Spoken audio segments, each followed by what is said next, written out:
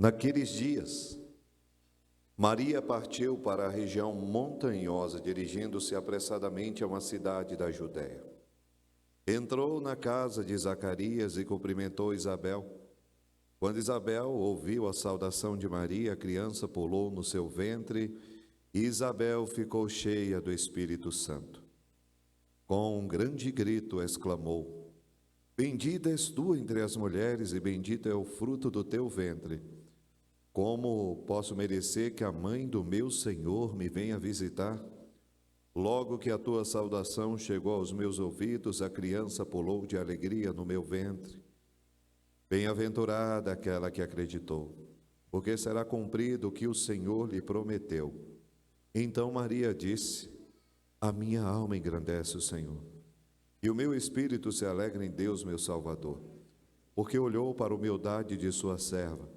Doravante todas as gerações me chamarão bem-aventurada, porque o Todo-Poderoso fez grandes coisas em meu favor.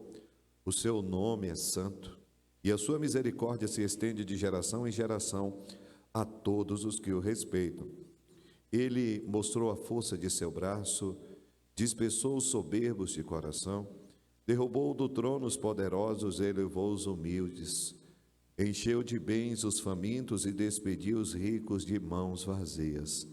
Socorreu Israel, seu servo, lembrando-se de sua misericórdia, conforme prometera aos nossos pais, em favor de Abraão e de sua descendência para sempre. Maria ficou 3 meses com Isabel, depois voltou para casa. Palavra da salvação. A vós, Senhor. Vinde, Espírito Santo, enchei os corações dos vossos fiéis e acendei neles o fogo do vosso amor. Enviai o vosso Espírito, e tudo será criado, e renovareis a face da terra. Oremos. Ó Deus, que instruíste os corações dos vossos fiéis com a luz do Espírito Santo, Que apreciemos retamente todas as coisas, segundo o mesmo Espírito, e gozemos sempre da sua consolação. Por Cristo Senhor nosso. Amém. Amém. Podemos ficar assentados. Nós estamos diante de um dogma da igreja, de modo especial um dos dogmas relacionado à nossa mãe. Alguma das verdades de fé, do qual, sendo católico, nós não temos a opção de crer ou não acreditar. Nós temos que crer. E diante de todas as solenidades, daquilo que a gente comunga em cada celebração, em cada missa, em cada festa, nós estamos também inseridos, porque às vezes nós achamos que a beleza dos acontecimentos das Escrituras foram transcritos e ali realizados para a gente contemplar. Não só isso. É para a gente entender que também assim será o nosso percurso nessa terra. Nós olhamos para a morte diante de uma visão cheia de esperança, nós cristãos católicos. O último inimigo a ser vencido é a morte. Então, nós temos aqui uma dica, que você ainda vai ter muitos inimigos a ter que vencer. Às vezes você vai ter que vencer o inimigo da preguiça, a vaidade, a raiva, o orgulho, a soberba, e cada um tem os seus inimigos, não é verdade? Se a gente fosse bater um papo só nós dois, no particular, você iria falar: ei, padre, meus inimigos são muitos. Bem-vindo à terra, bem-vindo. E é isso mesmo, nós temos que vencer vários inimigos na nossa caminhada. E se a gente pudesse também fazer um relato de todos os inimigos que nós já vencemos na nossa vida, né? Então, se fosse só a gordurinha, seria fácil. Se fosse só, talvez, a ruga, seria fácil. Isso não é o teu inimigo. Isso é a expressão da sua corruptibilidade, da sua fraqueza. Quando a gente começa a perceber que nós estamos perdendo aquilo que a gente tanto teve apreço, tudo vai passar. A beleza, o tempo da juventude, não era tão bom. Eu me lembro, meu Deus, eu era uma máquina com 20, 25 anos, 30 anos. Aí quando as pessoas falavam assim, quando passa dos 40, eu falava, conversa fiada, é a mesma coisa. É nada. Vai envelhecendo. As células, a realidade corpórea, é corpo. Tem muitas vezes a gente não aceita, né, a velhice. A gente quer, não sou velho. Não adianta. Você vê aí o Silvio Santos, todo mundo olhava, achava que ele tinha 75, tinha 98, é porque tinha muita plástica. Mas a gente passa. A gente achava que nunca o Silvio Santos ia morrer, o Pelé nunca ia morrer.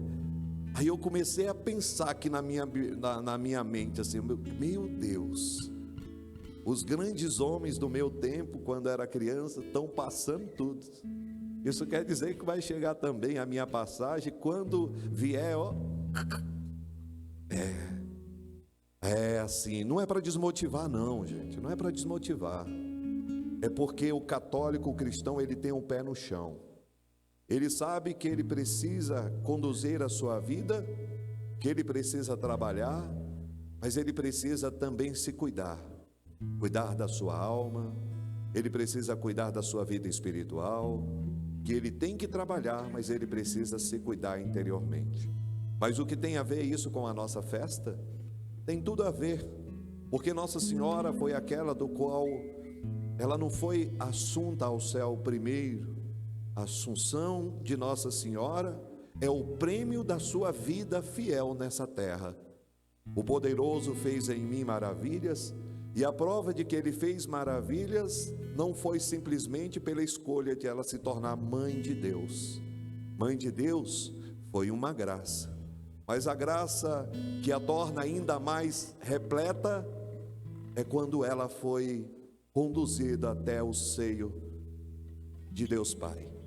Você pode viver as maravilhas nessa terra, mas se você não for elevada aos céus, tudo aquilo que produzimos nessa terra se tornou perda de tempo. Nós achamos que rezar, e muitas vezes somos criticados por dizer, rezar é uma perda de tempo.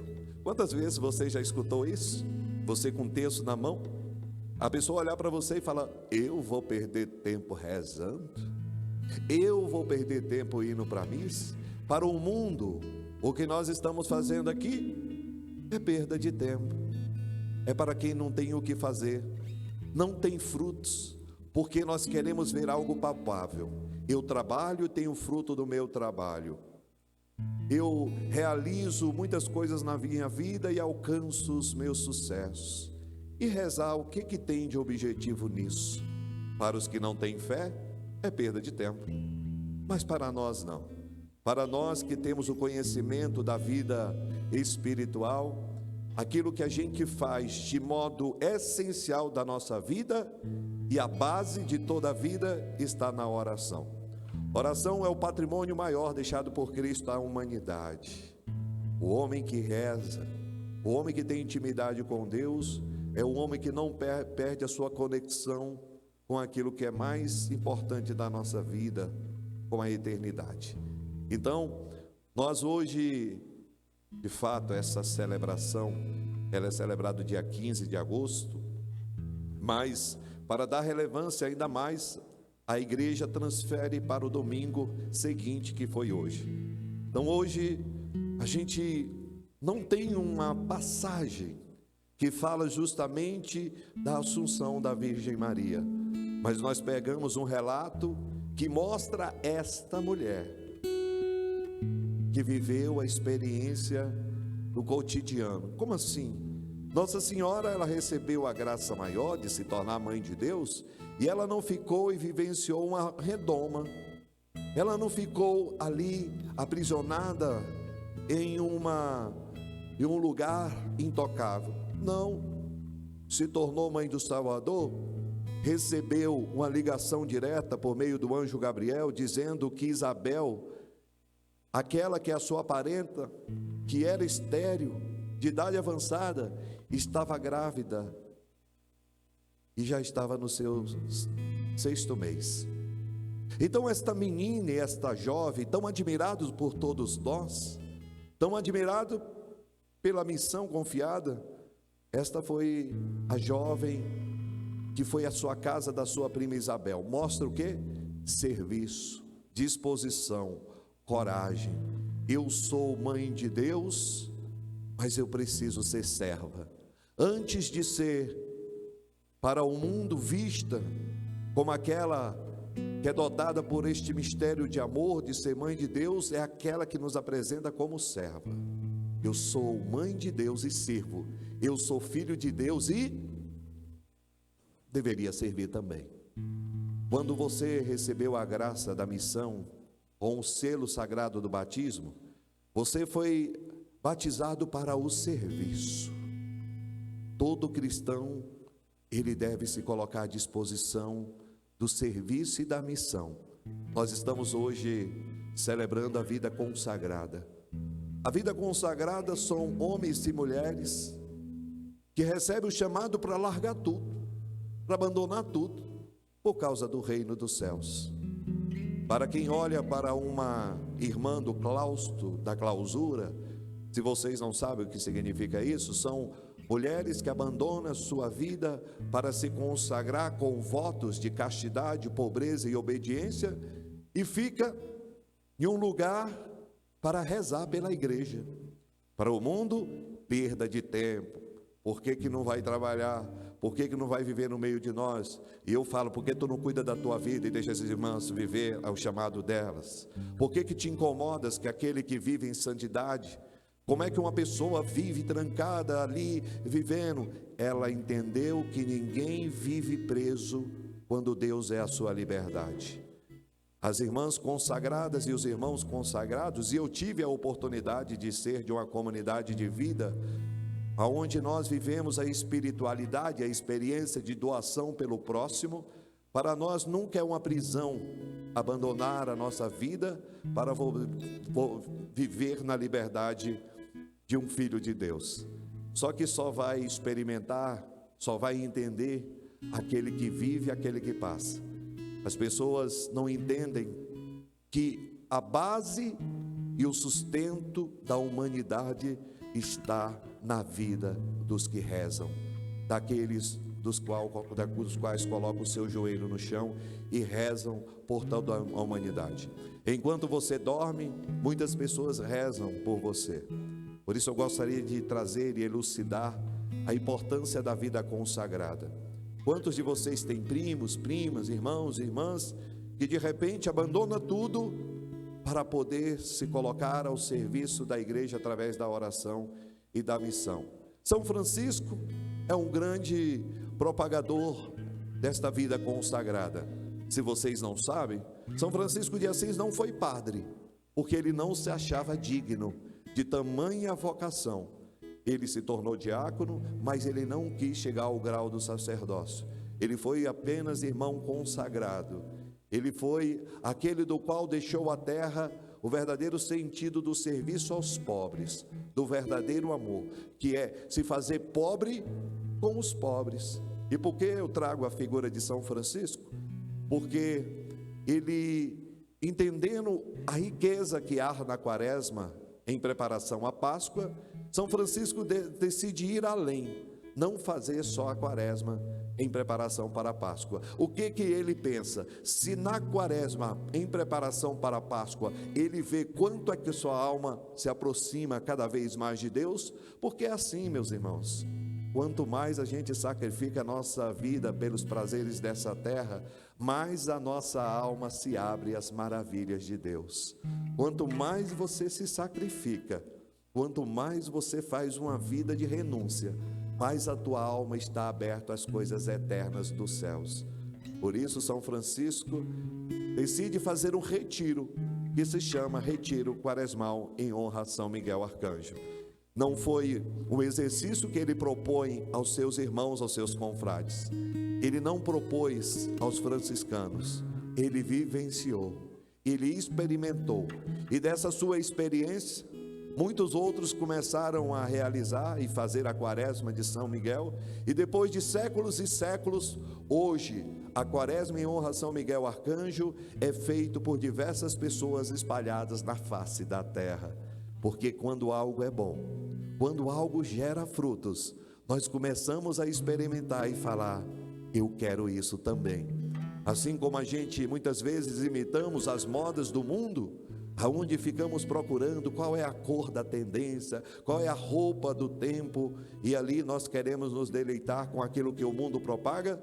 Quando também nós começamos a imitar os gestos dos santos, nós vamos começar a perceber a riqueza que trouxe a vida de Francisco e essa riqueza que traz a nossa vida. Então nós estamos vivendo uma experiência extraordinária, da propagação das experiências extraordinárias que os santos viveram, dentre elas o Santo Rosário. Quantas pessoas, aproveitando a quaresma de São Miguel, estão acordando de madrugada para rezar o Santo Rosário, estão se levantando mais cedo para rezar um pouco a mais. Homens que nunca rezaram estão rezando, mulheres que se achavam fracas começam a se sentir uma pessoa forte.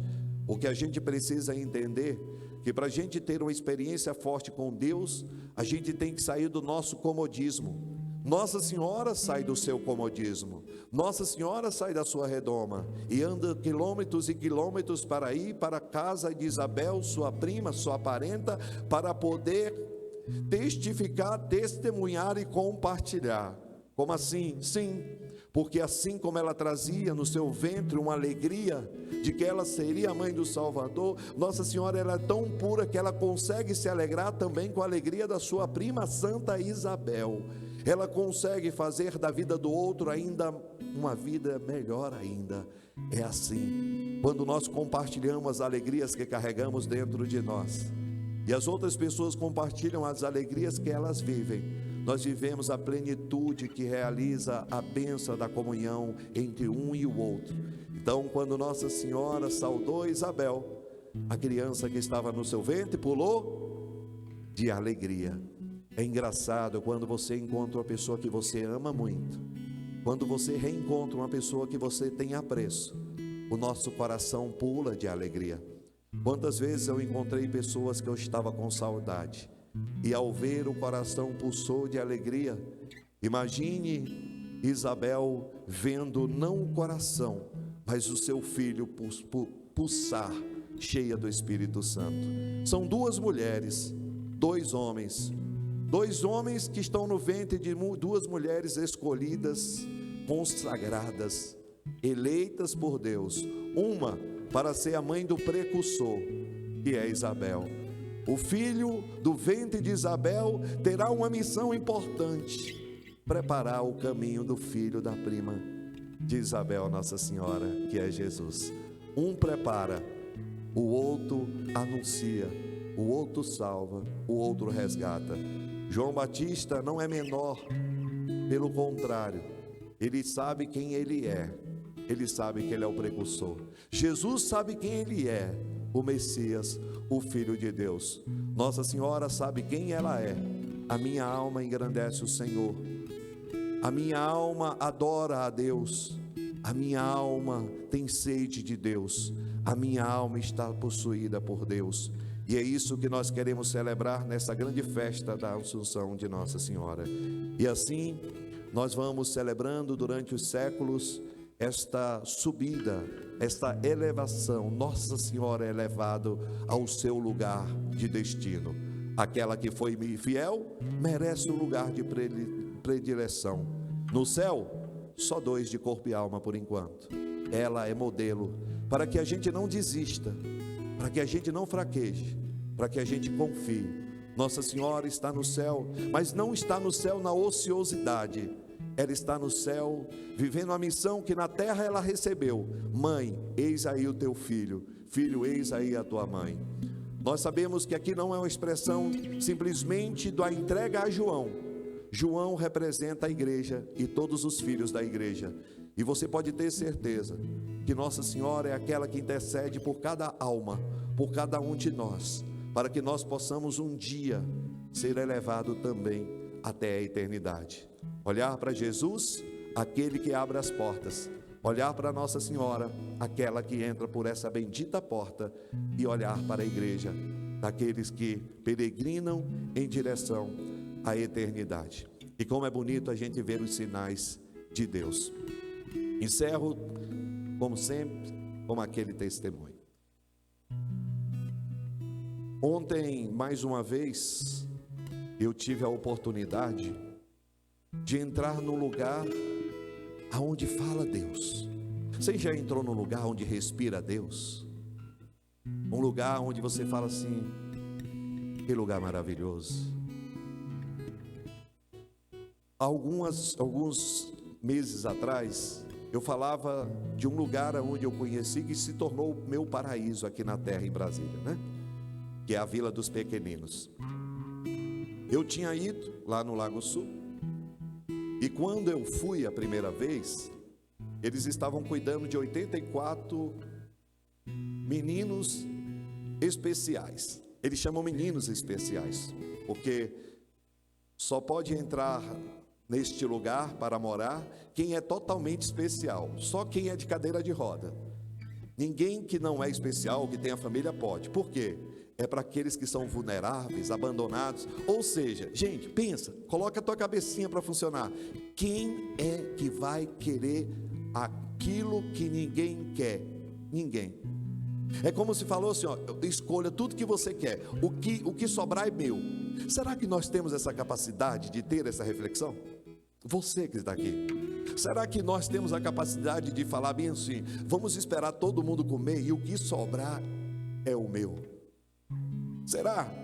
Hoje, quando um filho nasce com a gripezinha, meu Deus, por que meu filho nasceu assim? Por que meu filho nasceu com esse cabeção? Por que esse meu filho nasceu com esse narigão? Por que nós desesperamos? Por quê? Porque a gente quer tudo perfeito, porque a gente quer tudo do nosso jeito. E existe um lugar, e existem muitos lugares aonde pessoas querem aquilo que ninguém quer.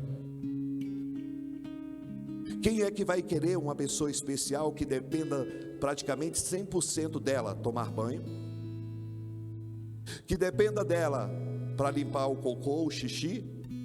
Para limpar a boca, depende 24 horas. Gente, sinceramente, aos olhos dos homens, ninguém. Quando pensa em ter um filho que tem um TDAH, a pessoa já fica desesperada. Meu filho tem TDAH. Eu acho que eu também tenho, estou aqui como padre.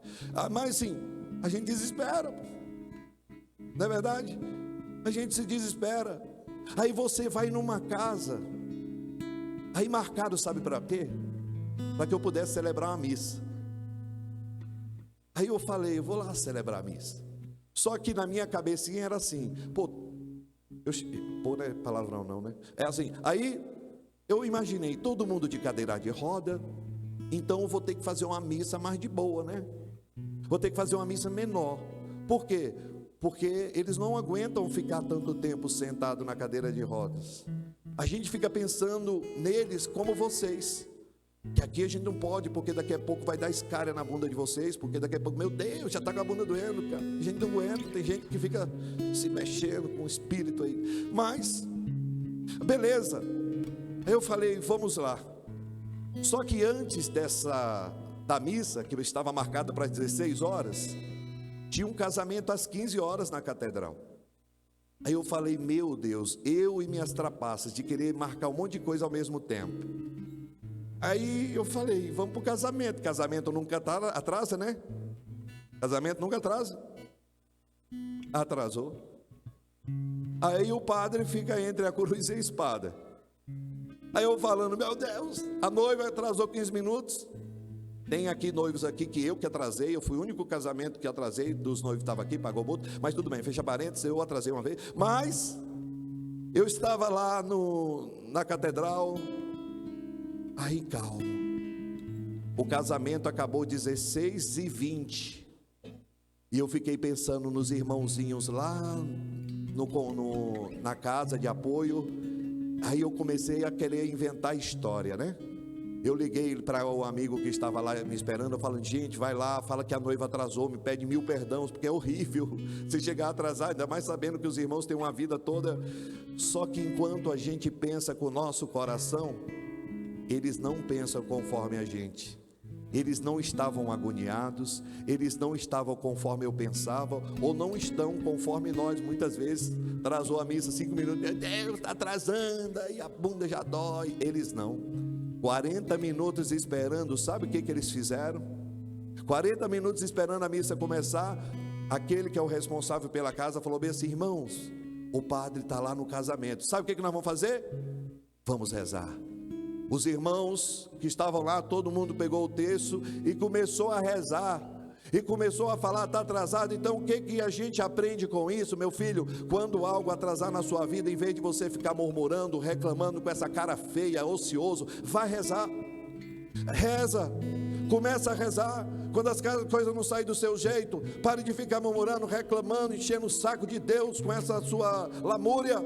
Os irmãos que tinham todo motivo para reclamar, rezando, velho.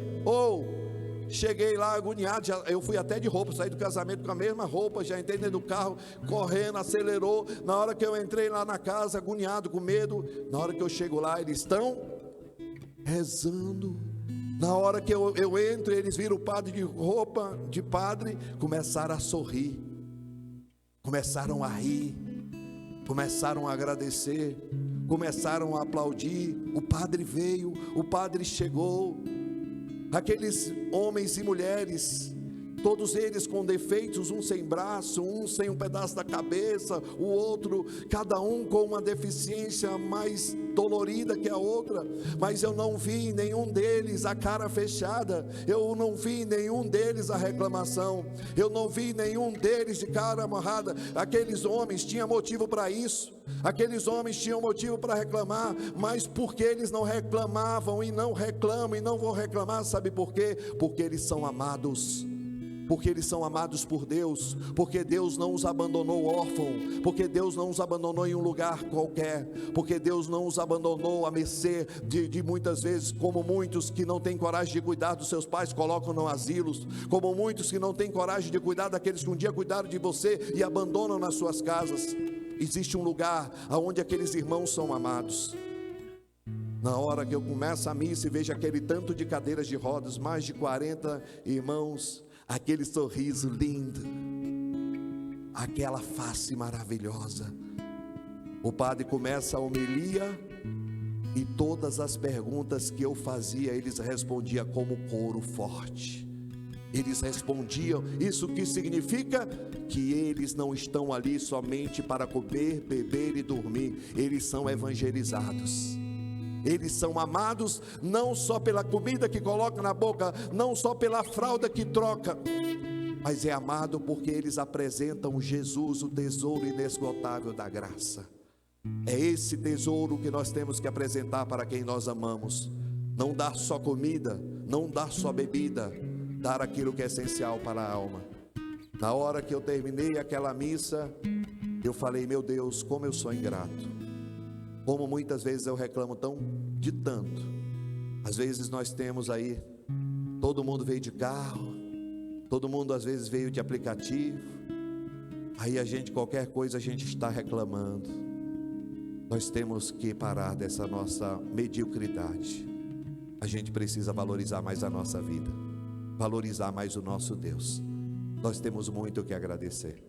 Nossa Senhora foi uma mulher agradecida, grata, desde o momento do seu nascimento até o momento da morte do seu filho. Em todos os momentos ela soube viver como uma verdadeira cristã.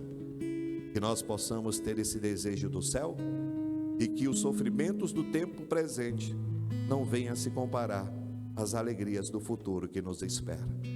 Poderoso fez também por cada um de nós maravilhas, e santo é o seu nome. De pé. Creio em Deus Pai Todo-Poderoso, e em Jesus Cristo, seu único